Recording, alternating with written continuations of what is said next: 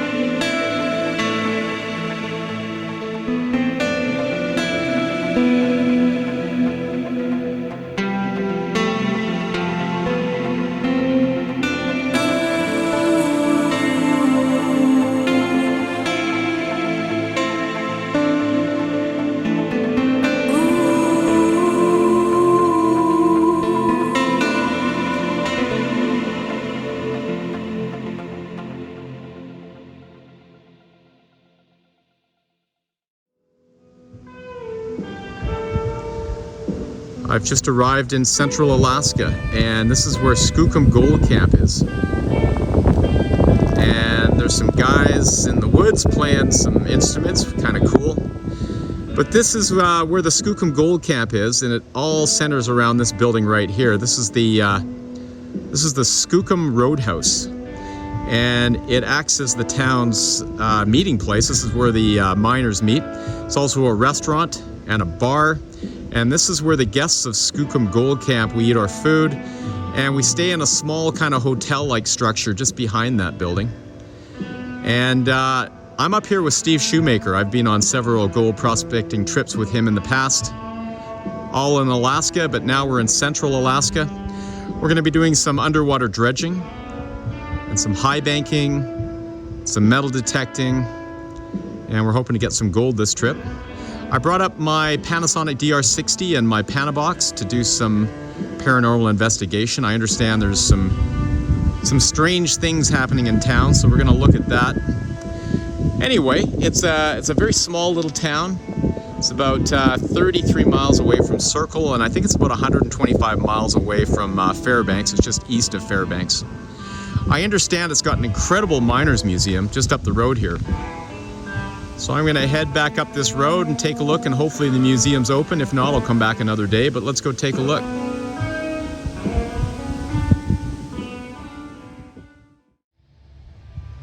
Well, I didn't have to go far, maybe 40 seconds up the road. This is the Circle District Museum. It's the mining museum, and you can hear the guitar player still in the background, so I'm not far away from where I was. There's a bunch of rusty old mining equipment, incredible equipment. It was used probably over 100 years ago, but I'm going to go into that museum, take a look around, and let's see what we can find. Well, I'm only about 50 feet into the driveway, and I'm already impressed by all this old machinery that I'm seeing. To think that the miners had to lug all this heavy steel out in the middle of nowhere. I mean, there's really nothing around here, but can you imagine 100 years ago? Wow. More than 100 years ago. And there's the museum. Here's some more equipment.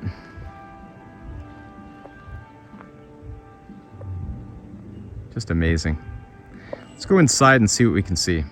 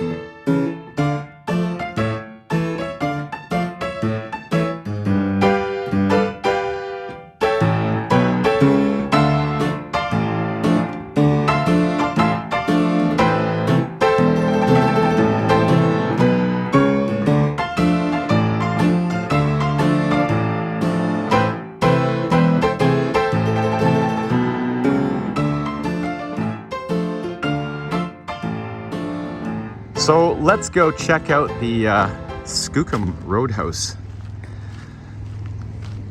We'll just open up the front door here.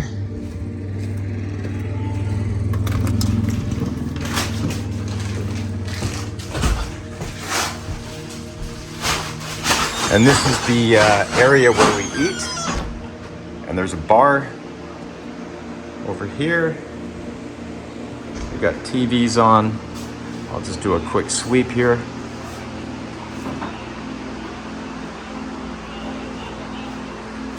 And this is Blake and Lisa. They own the place. Hey guys, welcome to Skookum Gold Camp. Right on. Can you tell us just a little bit about this place? Yeah, so Skookum Gold Camp, this was originally just a roadhouse that was built in the 40s just to supply important things to the passerbys back when the hot springs was really rocking and rolling, starting back in the 20s and then going into even the 90s. And it kind of developed from there, became a restaurant, and more services were added and added and added, and now it's a full roadhouse with gas and propane and hopefully some good food. We got a bar, we got a liquor store, groceries, laundry, showers, you name it. And we also started last year Skookum Gold Camp. And Skookum Gold Camp is a place where you can come up and spend 7 days with us. We'll put you up at our hotel, we'll give you an ATV, all the mining equipment that you need, like dredges, high bankers, metal detectors, sluice boxes. We provide all that, all your fuel. And we've got a crew that'll take you out there and help you along the way to teach you what to do. And whatever boat you find, you get to keep. Awesome, and this is Lisa. Lisa, if you want to say hi again. Hi guys. Awesome. I cook all your delicious food. Yeah, and I hear these guys work super hard, and they're doing a really good job. They're just new owners here, and this is your second year, I think? Yeah, we're just in our second year. And they got some big plans, so keep an eye on this place. It's going to be really developing over the years. It's going to take you down these stairs, and they've actually got a little area where you can buy anything you don't have. You might have forgotten to take up, or maybe you're hungry for something, so they've got snacks over here. They've got, you know, certain things like toothpaste and whatnot.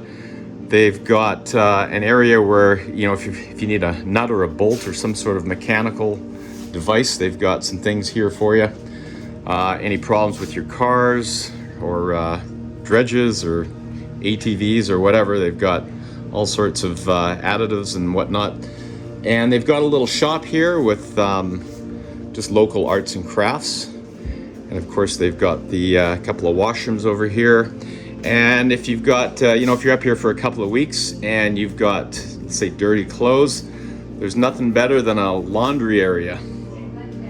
This is one thing you don't get at most camps, so this is really, really nice. You've got washer and dryer, and I understand there's washer and dryers also in the hotel area. I'll show you the hotel area next. These are the accommodations up here. I think there's 10 rooms. Let's go through the front door and take a look. It's laid out in kind of a circular pattern. There's Steve. Hey Steve, say hi. How you doing? Okay, so in here there's a laundry machine, which is fantastic. You don't get that at many gold camps. Of course, there's 2 sinks, there's a shower, and there's a bathroom stall there. A couple of rooms over here. You go down the hall, and there's a couple of rooms to my right. And there's a couple of rooms at the end there. Here is the other bathroom, a couple of sinks. There's 2 showers and 2 bathroom stalls. And our room is down at the end here. It's comfortable, and actually these are great rooms for a gold camp. Great accommodations. Compared to all the different places that we've stayed, these are very, very nice rooms. A couple of beds in here. There is a area to hang your clothes, put all your stuff. I'll show you the view out the front door.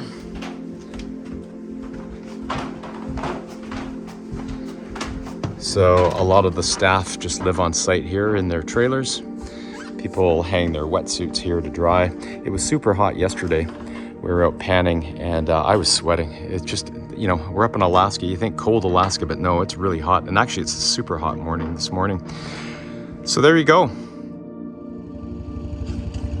This is the boneyard. This is where you come if you need a tool or a piece of equipment, or if something breaks on your machinery, like let's say your dredge is missing a part. You come up here and sort through all this stuff.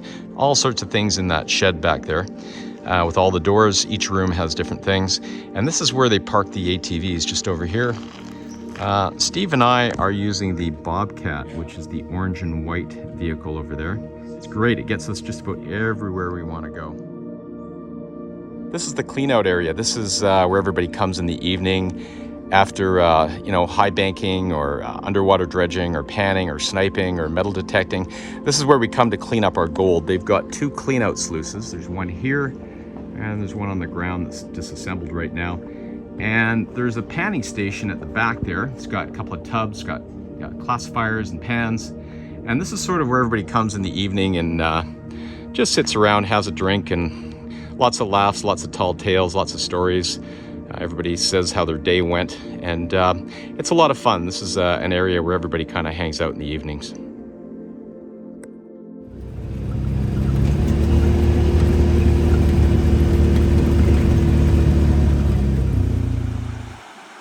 So Steve and I will be dredging Deadwood Creek, Alaska.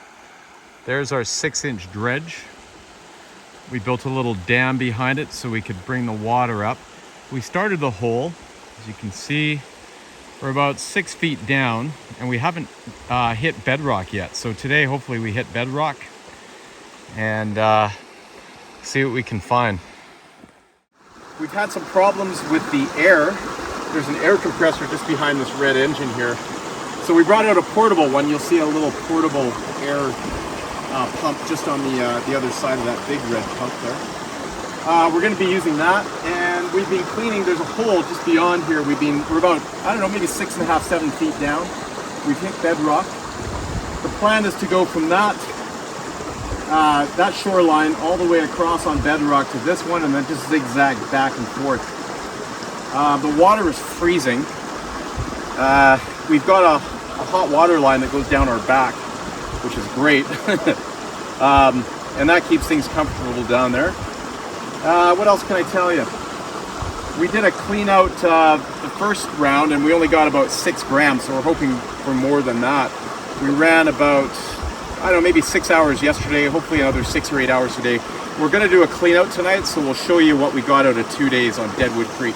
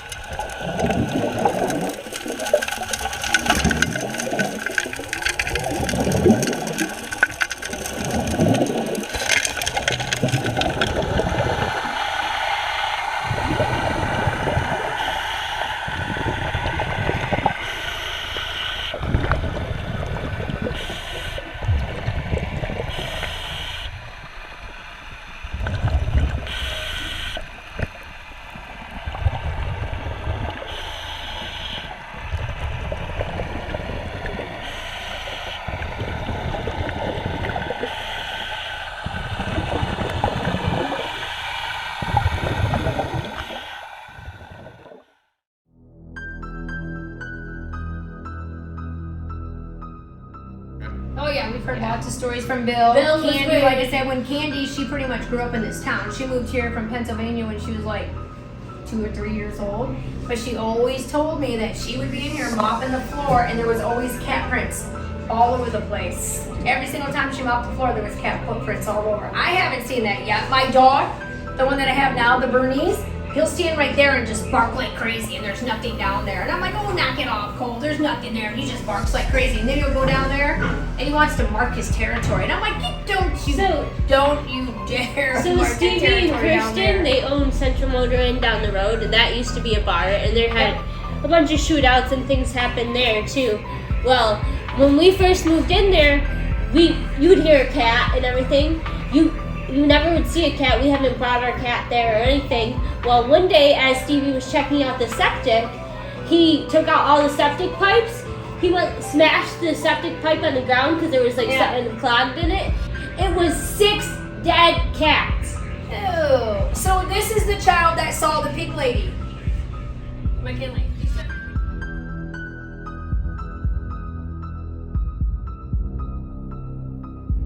The gold mine, the patent property, is haunted. So we have our commercial lease here, and then you got the patented claim. And for years, when you stand down here at the end where our settling pond is, we're like, you could hear a man and a woman talking on the patented claim. Well, a guy named Gene owned that patented claim, and I was like, well, Gene said nobody could go down there, so we wanted to see if somebody was claim jumping. But there's no way in there. They would have had to come over the back from like Harrison Creek. And my dad at the time when he was alive, he's deaf. And he said, daughter, he's like, come over here. And he's like, I don't have my hearing aids in, and I can hear a man and woman over there talking, but I can't make out exactly what they're saying. And I was like, yeah, I know, we can hear it too. So we snuck through down to the creek, now where you guys are mining. And I was like, yeah, you can hear a man and woman talking, but it's all mumbled unclear and you can't really hear what they're saying. So after we acquired that patented claim, the kids were down there playing, pretty much the same area that you guys are mining right now. And McKinley comes screaming bloody murder out of the woods. And I was like, what's wrong with you? And she's like, there's a woman up there. There's a woman up there, Mom. And she's dressed in this black fancy gown, like with all these ruffles and stuff. And she's holding a stick with a pig mask. And I'm like the masquerade, like women used to, like when they go to balls and that kind of stuff. And I'm like, really, can you draw a picture? McKinley has a piece of paper with that pig lady. We call her the pig lady, but yeah. And so there, and Brevik saw a man down there, and I was like, that's the man and woman that we're always carrying on a conversation. So when we went and signed the title for that patented claim, there was a woman there named Sarah, and she goes, did you know that back in the 40s, there was a man that was diagnosed with prostate cancer, and he killed himself down there on that property? And I'm like, really? So, but then there had been several different owners, but yeah, we've always known that Skookum was haunted. Yeah.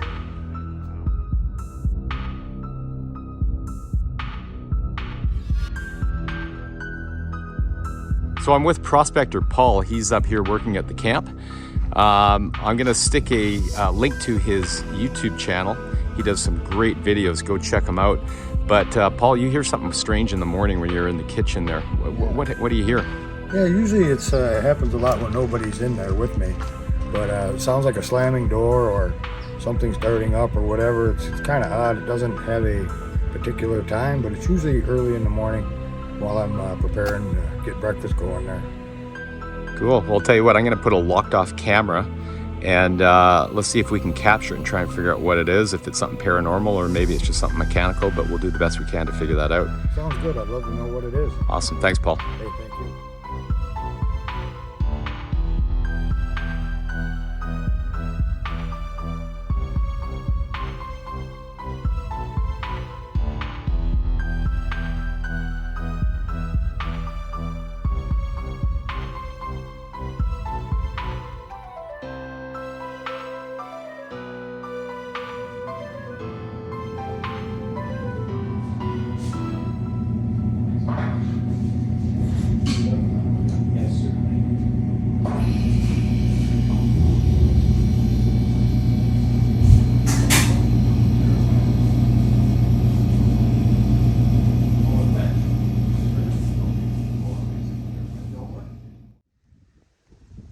Today we're going to do some metal detecting, so we've brought our Mine Lab 1000 gold monsters with us, and we're going to go through tailing piles like what you see down here. I'll just zoom in. So these are collections of rocks and whatever comes off the end of a mining operation. Usually they're going after the big stuff, so we're going to be metal detecting for any small little gold nuggets, or hey, big ones if they're still around. Those are usually hard to find. But this is just a great area because you can see it's the lowlands. It's the low area between mountain ranges, and that's where gold tends to collect. It comes down through creeks and rivers and collects in the lowest area. So this is just an ideal area. So we'll take some video of us detecting and we'll show you if we find anything.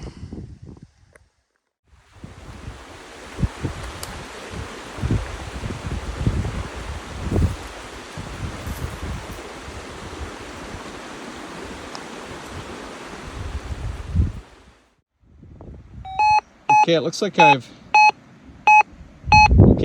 got a good signal here. I've scuffed away the dirt a little bit. Let's put the detector down. There we go. And get our scoop. It's in the scoop. And I'll put half of it out on that rock, just because I'm filming with the other hand. Still in the scoop. Oh, actually I can see it. Looks like we have found a bullet casing. So far, all I found is trash, no gold yet, but I'll keep looking.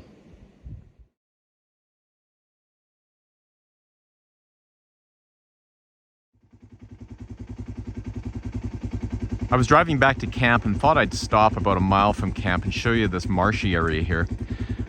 2 days ago we saw a mother moose and its calf just walking around in that water. I wanted to step out and get a video, but they were pretty close to us, and they can, you know, moose are pretty quick and they can stomp you. So, you know, if they get farther out in that marsh, I think I'll take a video another day and show you.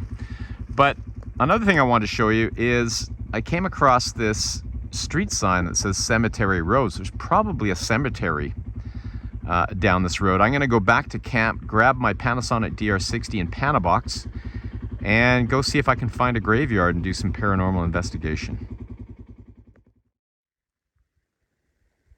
Well, I drove down Cemetery Road, and just a short ways down is the town cemetery. And it's not very big. Oh, look at that. There's a little chipmunk or squirrel just as I started to film. Isn't that funny? Cute little guy. Anyway, I just drove down this road and I'm now in the little cemetery of Central Alaska. And as I say, there's like 30 graves here. I've brought the Panasonic DR60 to see if any spirits wanted to speak with me. And spirits, I come out of great respect for you. I don't mean to intrude. I'm here simply to see if there's anything you'd like to say, and I can capture it. I can pass on that message to your family. I will be posting this on the internet, so a great many people will hear your message if you'd like to say something. I'm going to hit the record button. I just ask you to come up and speak into this device clearly and loudly, and I'm going to play it back and listen for your message. Okay? So I'm going to turn this on right now. Please feel free to come forward and speak. Thank you. I'm asking any spirit that would like to come forward and speak into this device to speak now. Thank you.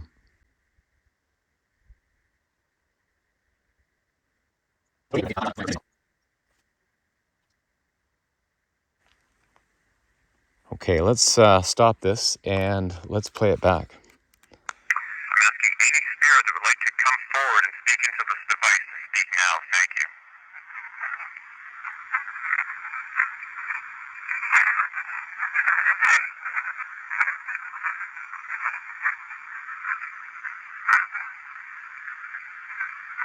I noticed there's a Canadian buried here, a gold miner who's a Canadian.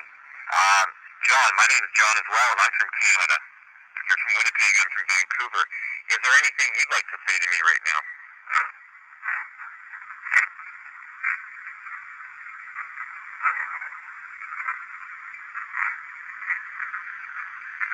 Okay, let's stop this.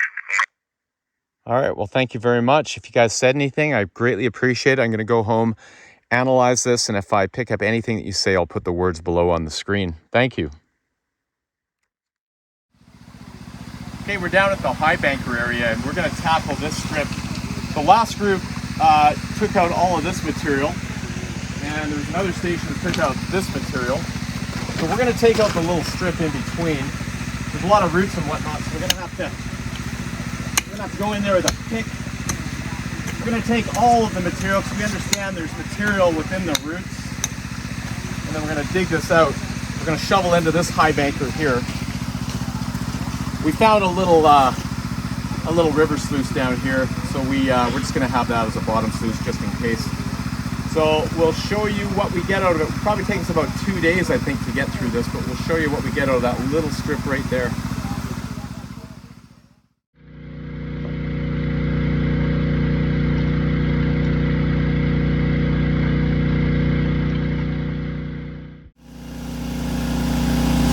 So we just finished 6 hours of high banking. There's Steve about to turn off the pump. This is Portage Creek. Yeah, he's going to cut it off. And here's our high banker. And we just removed that large berm. Took 6 hours of shoveling. I'm exhausted. I'm going to sleep well tonight. But we'll clean out that gold tonight and we'll show you what we found. So we're standing on the main road here and we're looking down the driveway at Circle Hot Springs Hotel. Sorry, there's mosquitoes biting me, big mosquitoes. Gonna zoom in on it here, it's abandoned. and the local people tell me it's haunted. And we're going to try and get in there if we can. It may be difficult, but we'll try. We can't drive down the driveway because it's private property and we haven't talked to the owner yet. And also there's a big cannon blocking the road. There's a mosquito trying to bite me on my thumb. Anyway, it would be a really fascinating place to investigate. So we'll see what we can do. Well, it's our last day here, and yesterday we found a really good spot, so we're going to go back there today. And I think we're going to have our best gold count tonight when we pan it out. We'll combine both amounts of gold from yesterday and today from the one spot, and we'll show you what we got. There's Steve.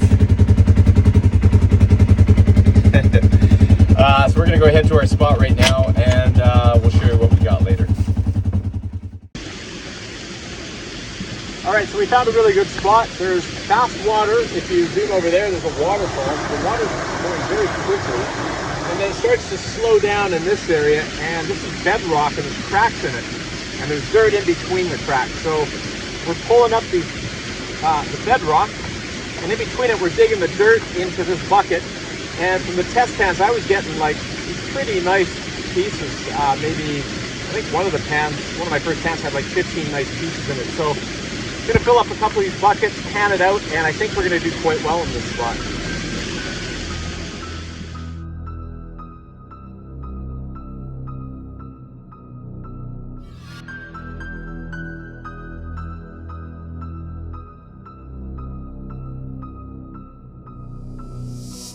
We were in the hot springs pool, and Winter's like, Mom, look at that window up there. She's like, the curtain's open. And the lacy curtain, when we got there, the curtain was shut. And then when she said, look, it was parted, like somebody was holding the curtain open, and there's a silhouette of a young girl with long hair. And I'm like, okay. I was like, my hair's standing up, so I'm like gonna turn this way and not pay any attention. Yeah. And then most of the times the curtains was always closed up there. But the Hot Springs Hotel, that is haunted. Yeah. There's a lot of stories about the Hot Springs.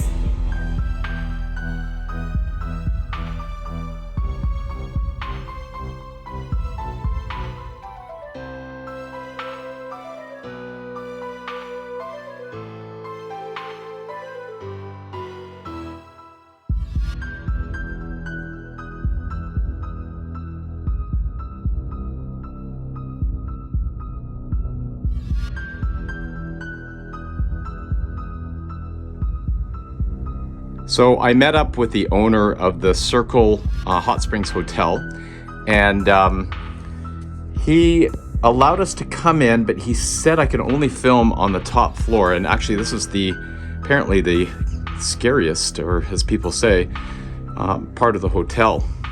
People have had a lot of experiences on this floor. And it said that a woman named Emma Leach, and Frank Leach may walk the halls of this floor. So I'm going to just do some filming and see if there's anyone here. Is there anyone here? And if there is, can you make a noise?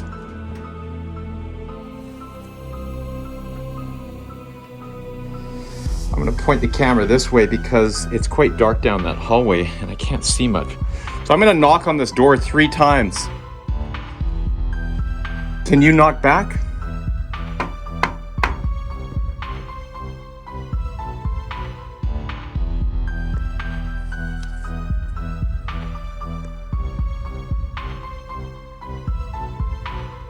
Is Emma here? Emma, if you're here, can you make a noise?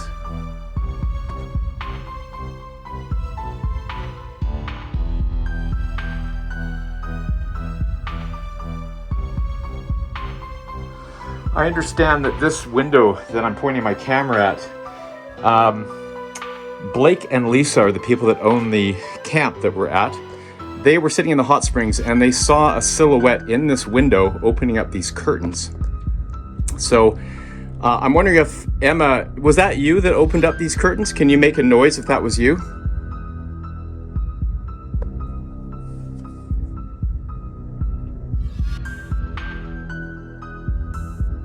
Can you make a book fall on the floor?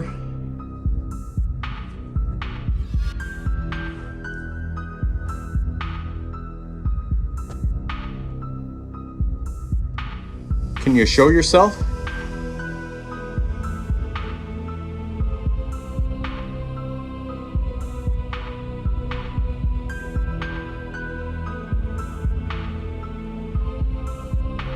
So Emma, and Frank, or anyone else that's here, I'm a paranormal investigator, and I go and I look in buildings, and I try and reach those who are not of the living anymore.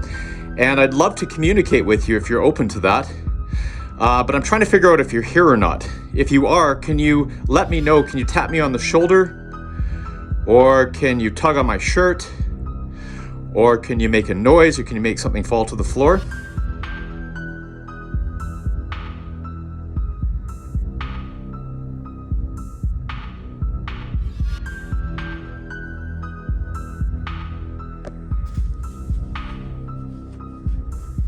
Okay, I have a device in my hand. This is a digital recorder. And this recorder is one of the best recorders in the world. It's renowned for capturing voices from the other side. And I'd love to ask you some questions and see if you can speak into this device and talk to me. When I play it back, I may hear you. So I'm gonna press the record button and I'm gonna ask you some questions, and I ask you to come up to this recorder and speak into it for me. That would be absolutely amazing if I could hear you and hear what you'd like to tell me. And if you don't want me in here, can you just say get out? Okay, so I've just hit the record button.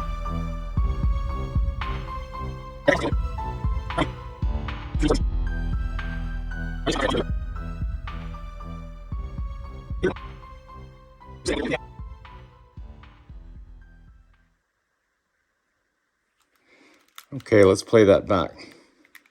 So I've just hit the record button, and I just want to double check this is recording. Yes. Okay. Is Emma here?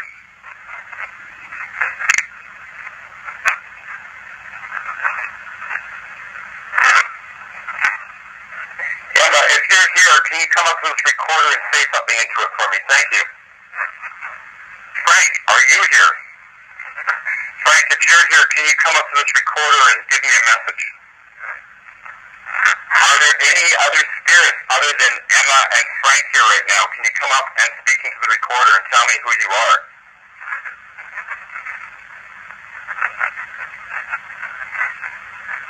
Can you appear for me right now?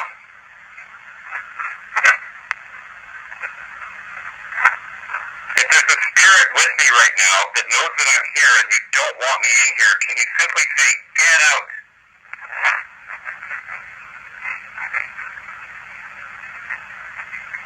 If there's a spirit with me right now, can you slam one of these doors up here shut? Or can you knock on something? Can you make a noise? Are you a good spirit? Or do you consider yourself a bad spirit?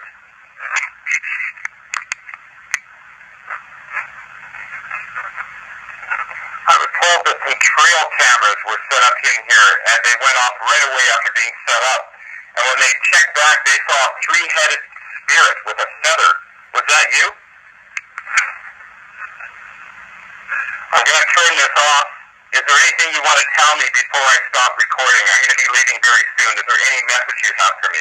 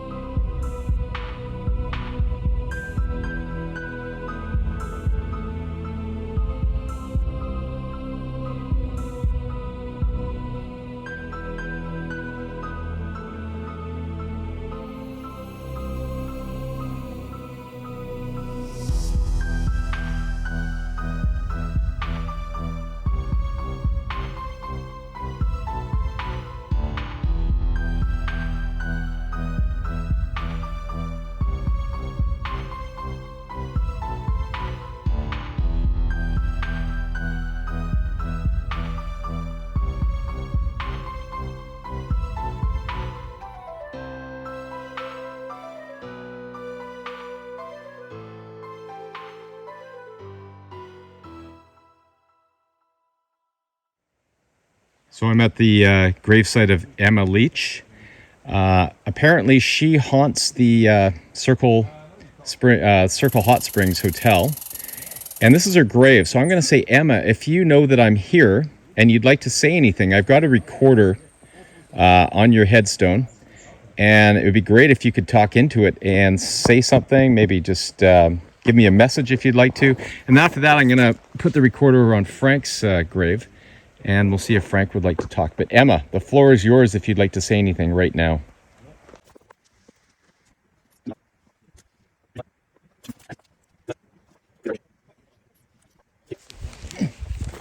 Okay, let's listen back. So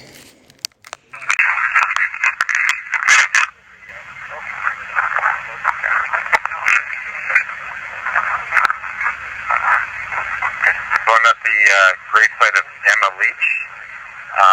Apparently she haunts the Circle Hot Springs Hotel, and this is her grave. So I'm going to say, Emma, if you know that I'm here and you'd like to say anything, I've got a recorder on your headstone, and it would be great if you could talk into it and say something, maybe just give me a message if you'd like to. And after that, I'm going to put the recorder on Frank's grave, and we'll see if Frank would like to talk. But Emma, the floor is yours if you'd like to say anything right now.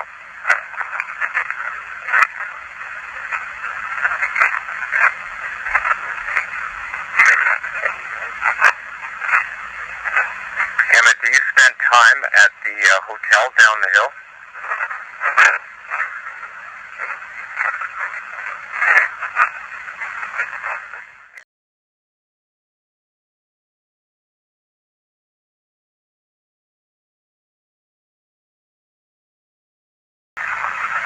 Emma, I think I heard you talking. Can you tell me if you like your neighbors, the caretaker that's taking care of this gravesite?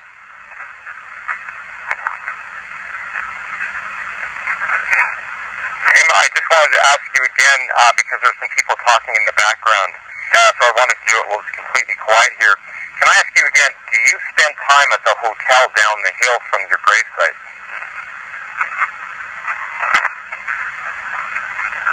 And Emma, now that it's quieter, can I ask you, are you still with Frank right now? Emma, do you have any message? I'm going to be putting this on YouTube. This is where a great many people around the world can see my video.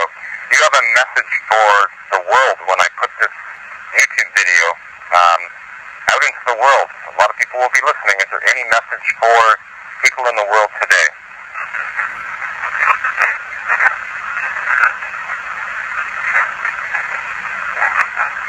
Emma, what was the name of the hotel when you and Frank owned it?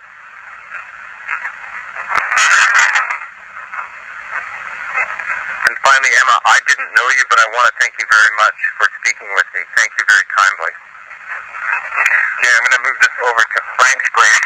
Frank seemed to be quite a bit louder, which is quite interesting. Frank, I'm putting this on your headstone. I'm going to ask you, now that it's quieter, what was the name of your hotel when you and Emma owned it?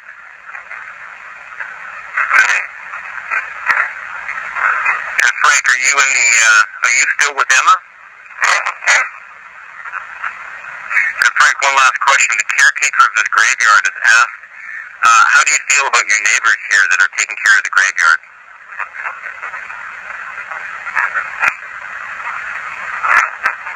Okay.